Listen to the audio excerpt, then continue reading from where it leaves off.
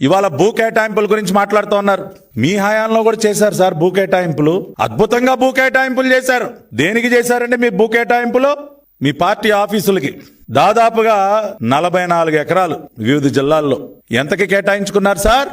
ఎకరానికి నెలకు 1000 రూపాయలు అంటండి. ఎకరానికి నెలకు 1000 రూపాయలు చప్పున ఈయన గారు 44 ఎకరాలు కేటాయించేసుకున్నాడు. ఏంటి జగన్ రెడ్డి గారు, ఇవేగా మీరు చేసినటువంటి భూ కేటాయింపులు?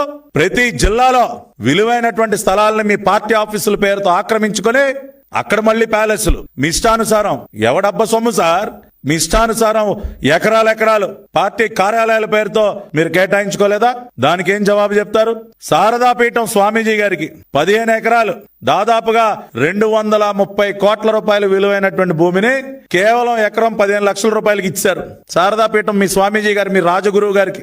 ఇంకా ఆశ్చర్యం ఏంటంటే ఈయన కుటుంబం గురించి ఒక ఆయన సినిమా తీశాడు, ఆయన యాత్ర 2. ఆ డైరెక్టర్ గారికి హార్స్లీ హిల్స్ లో 2 ఎకరాల భూమి ఫ్రీ ఫ్రీ ఫ్రీ. ఎలా ఇస్తారు సార్ ఉచితంగా? అంటే మీరు తీమన్నట్టు సినిమా తీస్తే భూములు ఇచ్చేస్తారా? ఇట్లా ఎంతమందికి ఎన్ని దోచిపెట్టారు సార్ మీరు? మీ తండ్రి క్విట్ ప్రోకో వ్యాన్ పిక్ పేరుతో కొన్ని 1000 ఎకరాలు. ఆఖరికి మీ ఇడుపులపై ఎస్టేట్ పరిస్థితి ఏంటి సార్? నిస్సిగ్గుగా 600 ఎకరాల భూమి కబ్జా చేసి ఆ రోజున మీ తండ్రి తెలుగుదేశం పార్టీ గట్టిగా నిలదీసేసరికి క్షమించండి సార్, తప్పు చేశాను సార్ అని అసెంబ్లీలో ఒప్పుకున్నటువంటి చరిత్రయా మీది. మీరు భూ కేటాయింపుల గురించి మీరు మాట్లాడతారా?